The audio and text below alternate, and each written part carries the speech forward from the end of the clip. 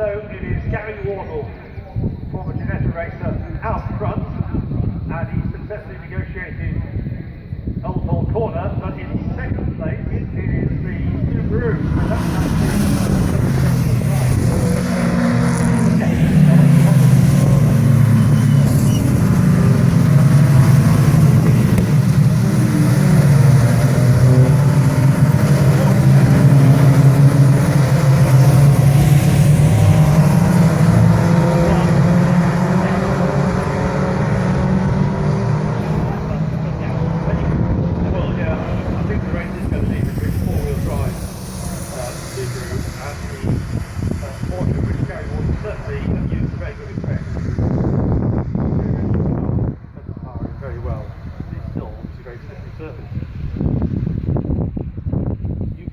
The new car guy was seen and seems to be very successful in this series.